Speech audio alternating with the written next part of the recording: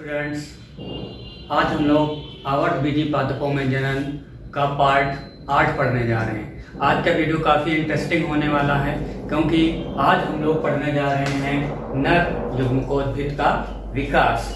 नर युग्मकोद्भिद का विकास हमें पढ़ना है। इसमें कौन कौन सी अवस्थाएं आती हैं और किस प्रकार से नर युग्मकोद्भिद का विकास होता है, ये हम लोग पूरा डीप में समझेंगे। तो आइए समझते हैं। सबसे पहले तो हम यही बात करते हैं कि नर युग्मकोद्भिद किसे कहते हैं। तो देखिए यहाँ पर अंकुरित लघु बीजाणु नर युग्मकोद्भिद कहलाता है। जो हमारा लघु बीजाणु है, अभी तक आप लोग पढ़ चुके हो लघु बीजाणु की संरचना, हमने आपको इससे प्रीवियस वाले पार्ट्स में पढ़ाया था। तो जो लघु बीजाणु है, उस लघु बीजाणु का जो अंकुरित हो जाता है, उस अंकुरित हुए लघु बीजाणु को हम लोग नर युग्मकोद्भिद कहते हैं। उसके बाद में बात आती है कि लघु बीजाणुओं के द्वारा नर युग्मकों के निर्माण की प्रक्रिया को नर युग्मक जनन कहते हैं। तो दो चीजें याद रखिएगा, एक तो नर युग्मकोद्भिद किसे कहते हैं, दूसरा नर युग्मक जनन किसे कहते हैं। तो अब चलिए स्टार्ट करते हैं। इसके बाद में देखिए क्या होता है। आपको बताया था हमने कि जो हमारा परागकोश होता है, उस परागकोश में चार लघु बीजाणु धानियां पाई जाती हैं। जो परागकोश होता है उसमें लघु बीजाणु धानियां पाई जाती हैं।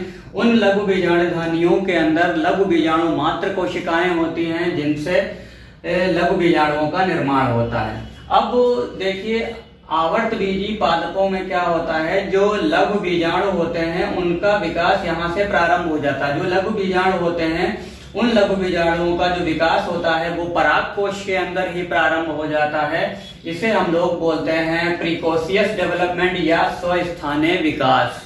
ओके, समझ में आया स्टूडेंट्स कि जो हमारा परागकण था, वो परागकण जब पूरा बन जाता है, उसके बाद जो परागकण का जो अंकुरण प्रारंभ होता है या उसमें नर युग्मकों के बनने की जो प्रक्रिया प्रारंभ हो जाती है, तो उसकी प्रारंभिक अवस्था जो है वो परागकोश के अंदर से ही प्रारंभ होती है। इस प्रकार के डेवलपमेंट को हम लोग प्रोकोशियस डेवलपमेंट या स्वस्थानीय विकास बोलते हैं। अब देखिए इसमें होता क्या है, ये जो परागकण जो हमारा था, जो लघु बीजाणु धानी के अंदर था, उसमें क्या होता है, उसमें देखिए हमने बताया था आपको कि एक तो केंद्रक होता है और उसमें रिक्तिकाएं पाई जाती हैं। उसका बाह्य छोर होता है और ऊपर वाला आंतरिक छोर होता है। यहाँ पर जो है ये जननिक छिद्र होते हैं। इतनी चीजें हमने आप लोगों को पढ़ाया था। लेकिन अब देखिए आगे क्या होता है। इसमें जो गुणसूत्र होते हैं, उन गुणसूत्रों में क्या है, समसूत्री विभाजन प्रारंभ हो जाता है। तर्क का निर्माण होता है। समसूत्री विभाजन के पश्चात दो प्रकार के केंद्रक बन जाते हैं। एक केंद्रक जो है वो बड़ा बनता है और दूसरा केंद्रक जो है वो छोटा बनता है। साइटोकाइनेसिस की प्रक्रिया के द्वारा वहां पर चारों तरफ केंद्रकों के भित्तियों का निर्माण हो जाता है और इससे दो कोशिकाएं बन जाती हैं। एक कोशिका जो है बड़ी होती है, ऊपर की तरफ होती है, जिसे हम लोग कायिक कोशिका या नलिका कोशिका बोलते हैं। नीचे की तरफ परिधि से लगी हुई एक कोशिका होती है, छोटी होती है। इस कोशिका को हम लोग जनन कोशिका कहते हैं। अब देखिए यहाँ पर क्या हुआ, समसूत्री कोशिका विभाजन हुआ, सममित तर्क बने और दो प्रकार के केंद्रकों का निर्माण हो गया। दो प्रकार के केंद्रकों के निर्माण के बाद साइटोकाइनेसिस प्रक्रिया के द्वारा दो प्रकार की कोशिकाएं बन गई। कहाँ बनी है, परागकण के अंदर। और ये परागकण है कहाँ, अभी ध्यान रखिएगा, वेरी इंपॉर्टेंट है। ये परागकण अभी भी परागकोश के ही अंदर है। ओके स्टूडेंट्स, अब जब परागकोश के अंदर ही ये प्रक्रिया हो रही थी, इसीलिए इसको हम लोग प्रीकोशियस डेवलपमेंट या स्वस्थानीय विकास बोलते हैं। ठीक है, अंतःबीजाणु परिवर्धन क्यों बोलते हैं, क्योंकि इसका जो है वो आंतरिक विकास हो रहा है। अब यहाँ पर देखिए ये जो हमारा लघु बीजाणु या परागकण था, ये दो कोशिकीय अवस्था हो गया।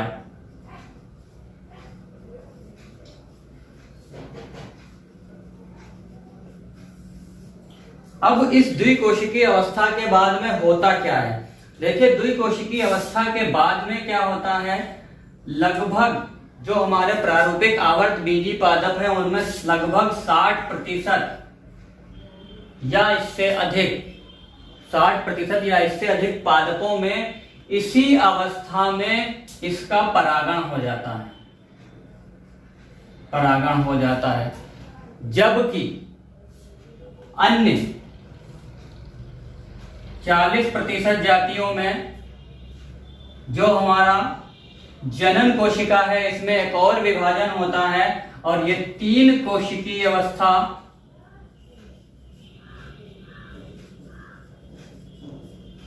बनती है, तब जो है इसका परागण होता है। ये वेरी इंपॉर्टेंट है, ध्यान रखिएगा। लगभग 60% या उससे अधिक प्रारूपिक आवर्त बीजी पादपों में लघु बीजाणु का परागण द्विकोशिकीय अवस्था में होता है, जबकि 40% में 3 कोशिकीय अवस्था में परागण होता है। आइए अब हम लोग बात कर लेते हैं जरा परागण के बारे में कि परागण क्या है।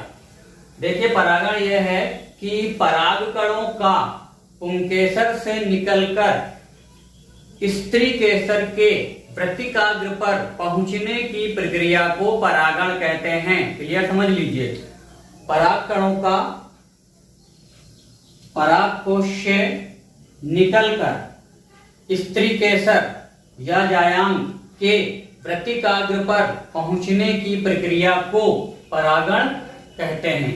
तो ये जो है 60% पादपों में जो परागण की प्रक्रिया है वो द्विकोशिकीय अवस्था में हो जाती है। अभी तक का जो परिवर्धन था या जो डेवलपमेंट था, जो अंकुरण था, वो परागकोश के अंदर हो रहा था। जब ये परागण की प्रक्रिया संपन्न हो जाएगी तो जो ये परागकण था वो बाहर निकल जाएगा, और जब बाहर निकलेगा तो ये निकलकर कहां पहुंचेगा? ये निकलकर पहुंच जाएगा वृत्तिकाग्र के ऊपर। ठीक है,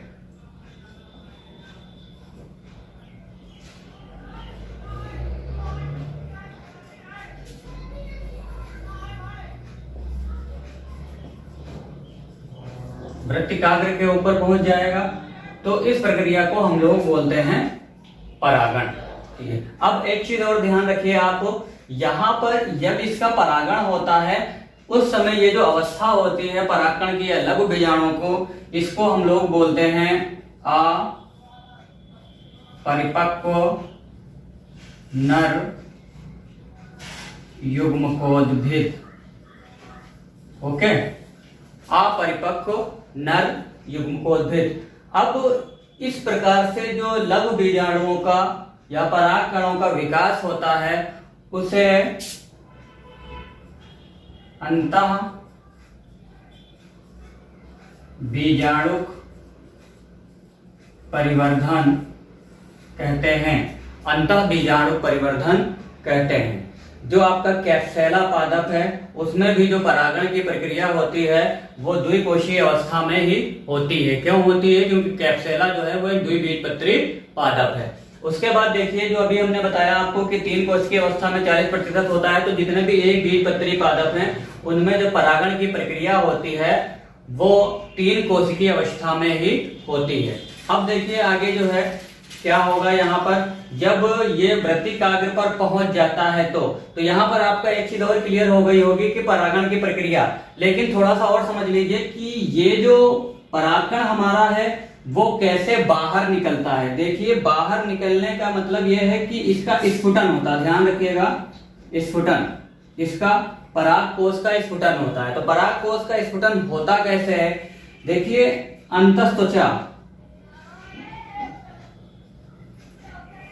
अंतस्त्वचा की जो कोशिकाएं होती हैं वो जल का आदान प्रदान करती रहती हैं, जिससे सेलुलोज की पट्टियां नहीं पाई जाती हैं। उन कोशिकाओं में खिंचाव आ जाता है जिनको हम लोग स्टोमियम कोशिकाएं बोलते हैं। तो ये स्टोमियम कोशिकाएं जब खिंचती हैं तो ये जो हमारा परागकोश है इसमें जो है दरार नुमा स्फुटन बन जाता है। ये खुल जाता है, ओपन हो जाता है। जब ये खुलता है तो इसके अंदर जो हमारे परागकण या लघु बीजाणु होते हैं वो बाहर जो है वातावरण में मुक्त हो जाते हैं। वातावरण में मुक्त होने के पश्चात अब परागकोश से परागकणों का बाहर निकलना वो स्फुटन कहलाता है। ध्यान रखिएगा, स्फुटन के टाइप हम लोग आगे पढ़ेंगे कि परागकोश से परागकणों का बाहर निकलना स्फुटन कहलाता है। स्फुटन में अंतस्त्वचा की स्टोमियम कोशिकाएं जो है वो महत्वपूर्ण भूमिका निभाती हैं। ये आपको ध्यान रखना है, इंपॉर्टेंट है। अब देखिए आगे क्या होगा। यहां पर ये जो हमारा लघु बीजाणु था वो अब लघु बीजाणु नहीं रहा, वो बन गया अब अपरिपक्व नर युग्मकोद्भिद। ठीक है, अब जब अपरिपक्व नर युग्मकोद्भिद बन गया तब क्या होगा, तब होगा ये इसके अंदर ये जब वृत्तिकाग्र पर पहुंचेगा तो वृत्तिकाग्र से ये क्या करेगा, नमी को अवशोषित करेगा। वृत्तिकाग्र से ध्यान रखिएगा स्टूडेंट्स, वृत्तिकाग्र से ये नमी को अवशोषित करेगा। जब नमी को अवशोषित करेगा तो इसके जो आंतरिक भाग हैं वो क्या होंगे, फूल जाएंगे। जब ये फूल जाएंगे तो इसके बाह्य चोल के ऊपर एक दबाव पड़ेगा। बाह्य चोल के ऊपर दबाव पड़ने से ऐसे स्थान जहां पर स्पोरोपोलेनिन का जमाव नहीं होता है, मीन्स जिनको हमने उस दिन आप लोगों को बताया था कि जननिक छिद्र बोलते हैं, उन जननिक छिद्र से जो अंतःभित्ति होती है वो नलिका के रूप में बाहर निकल जाती है।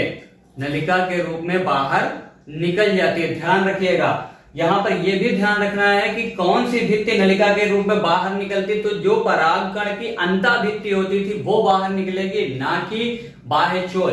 ठीक है, देखिए ये यहां पर बाह्य चोल है, लेकिन जो अंतःभित्ति है वो क्या होती है, बाहर नली के रूप में निकल जाती है। तब इस नलिका को हम लोग बोलते हैं पराग नलिका। ध्यान रखिएगा, बहुत इंपॉर्टेंट चीज है पराग नलिका। अब देखिए आगे क्या होता है, जो हमारे कायिक कोशिका थे वो कायिक कोशिका जो है पराग नलिका में प्रवेश करती है। यहां पर इस तरह से पराग नलिका में प्रवेश करती है। यहां पर हमारा जो जननिक कोशिका थी, ये जननिक कोशिका जो है भित्ति से अलग हो जाती है और कायिक कोशिका के कोशिका द्रव्य में तैरती हुई रहती है, और इस अवस्था में ये भी पराग नलिका के अंदर प्रवेश कर जाती है। तो एक तो पराग नलिका पहले से ही प्रवेश, पराग नलिका में जो हमारी नलिका कोशिका थी वो पहले से प्रवेश कर चुकी है। उसके पश्चात जो हमारी जननिक कोशिका है वो उसके अंदर जो है वो प्रवेश कर जाती है। अब जब ये प्रवेश करती है तो ये पहुंच जाती है वृत्तिका भाग में। अब देखिए वृत्तिका भाग में होता क्या है। वृत्तिका भाग में जब ये हमारी जो जननिक कोशिका है वो यहां पर जब पहुंचेगी तो समसूत्री विभाजन होगा। समसूत्री विभाजन के फलस्वरूप दो नर युग्मकों का निर्माण हो जाएगा। ये दोनों नर युग्मक जो होते हैं वो अचल होते हैं, मतलब गतिशील नहीं होते हैं, ये गति नहीं करते, अचल होते हैं। तो ध्यान रखिएगा, जो पराग नलिका थी वो पराग नलिका वृद्धि करके जब वृत्तिका भाग में पहुंच जाती है तो उसमें कायिक कोशिका पहले से ही पहुंच जाती है और उसके बाद में वहां पर जननिक कोशिका प्रवेश करती है।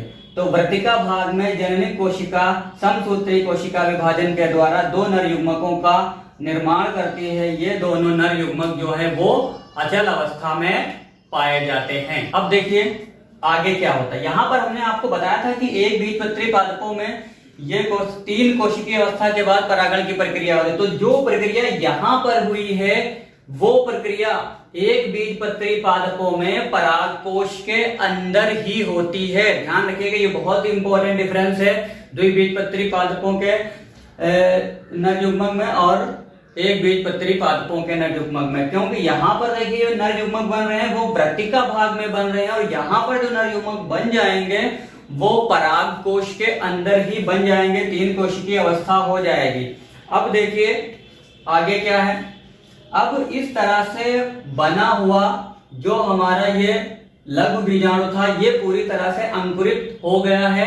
अब इसको हम लोग बोलेंगे परिपक्व नर युग्मकोद्भिद। ओके, तो ये बन गया हमारा पूरा परिपक्व नर युग्मकोद्भिद और इसमें हमारे दो नर युग्मकों का निर्माण हो गया। अब आगे क्या होगा वो प्रक्रिया हम लोग इसकी निषेचन में समझेंगे कि आगे क्या होगा। यहां तक का सबका क्लियर हो गया होगा। उसके बाद देखिए आगे, ये जो हमारा परिपक्व नर युग्मकोद्भिद हमें प्राप्त हुआ है, इस परिपक्व नर युग्मकोद्भिद में क्या है, दो तो नर युग्मक हैं और एक क्या है, कायिक कोशिका है। तो अब ये हो गया तीन कोशिकीय अवस्था। अब कैप्सुला वगैरह में जो पाया जाता है वो इसी प्रकार का पाया जाता है। अब एक चीज और ध्यान रख लीजिए, जितने भी आवर्त बीजी पादप हैं उनमें ये जो नर युग्मकोद्भिद की जो अवस्था है वो बहुत ही अल्पकालिक होती है और पूर्ण रूप से बीजाणुोद्भिद के ऊपर निर्भर करती है। तो स्टूडेंट्स, ये पूरा आज का आपका टॉपिक था, बहुत ही अच्छा था, इंटरेस्टिंग टॉपिक था। आप लोगों ने अच्छे से समझ भी लिया हो। अगर किसी को कोई कंफ्यूजन है तो आप कमेंट बॉक्स में जाके हमसे पूछ सकते हैं। वीडियो को पूरा देखिए और इससे नोट्स बनाते रहिएगा। और ये आपको कंप्लीट सिलेबस है, इससे अगर तो आप इसको तैयार कर लेते हो तो पूरा टॉपिक आपका क्लियर हो जाएगा और कोई भी क्वेश्चन बाहर नहीं जाएगा। इन्हीं से कहीं ना कहीं पे आपको कोई ना क्वेश्चन मिल जाएगा। तो और लेटेस्ट वीडियो के लिए देखते रहिए हमारा चैनल RR साइंस हब। जिन्होंने अभी तक चैनल को सब्सक्राइब नहीं किया है वो चैनल को सब्सक्राइब कर दें। Thank you all.